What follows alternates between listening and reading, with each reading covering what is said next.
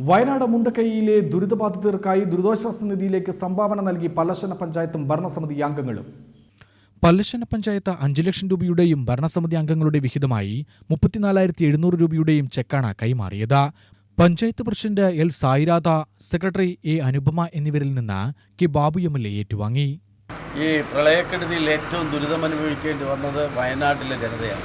മുണ്ടക്കയത്തുണ്ടായ ആ ഭീകരമായ അപകടത്തിൽ എത്ര പേരാണ് മരണം സംഭവിച്ച് എന്ന് ഇപ്പോൾ നിശ്ചയിക്കപ്പെടാൻ കഴിയാത്ത സ്ഥിതിയിലാണുള്ളത്. ഒരു ഗ്രാമം തന്നെ ഒഴുകിപ്പോയിരിക്കുകയാണ്. വിദ്യാലയങ്ങൾ, ആശുപത്രികൾ, ആളുകൾ താമസിച്ചിരുന്ന ലയം, അവർ സ്വന്തം സമ്പാദ്യത്തിൽ നിന്നും പടുത്തുയർത്തിയുള്ള കെട്ടിടങ്ങൾ, അവരുടെ സമ്പാദ്യം എല്ലാം നഷ്ടപ്പെട്ടിരിക്കുകയാണ്. ഓരോ രക്ഷിതാക്കളും അവരുടെ കൊച്ചുമക്കളെ അന്വേഷിക്കുന്നുണ്ട്. ഭർത്താവ് നഷ്ടപ്പെട്ട ഭാര്യമാരുണ്ട്. അതുപോലെ തന്നെ ഒരു കുടുംബം ഒന്നാകെ നഷ്ടപ്പെട്ടു പോയതുണ്ട്. പറയാനൊരു ബന്ധുജനം പോലും ഇല്ലാത്ത അവസ്ഥ. നിരവധി ക്യാമ്പുകളിലായി ഇപ്പോൾ അവരെല്ലാം മാറ്റിപ്പാർപ്പിച്ചിരിക്കുകയാണ്.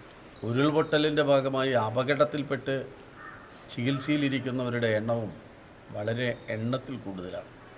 മുഖ്യമന്ത്രിയുടെ നേതൃത്വത്തിൽ പ്രത്യേകമായി ആ പ്രദേശത്തേക്ക് മാത്രമായി മന്ത്രിസഭ അംഗങ്ങളെ ഉപസമിതി തീരുമാനിച്ച് ഉദ്യോഗസ്ഥന്മാരെയും ഇന്ത്യ രാജ്യത്തിൻ്റെ പട്ടാളക്കാരെയും അതുപോലെ തന്നെ സന്നദ്ധ സംഘടന എന്ന നിലയിൽ കേരള സംസ്ഥാനത്തിനകത്തും പുറത്തു നിന്നും ഉൾപ്പെടെ ആയിരക്കണക്കിന് പേരാണ് ഇന്നവിടെ കുറേ ദിവസങ്ങളായി പ്രവർത്തിച്ചുകൊണ്ടിരിക്കുന്നത്.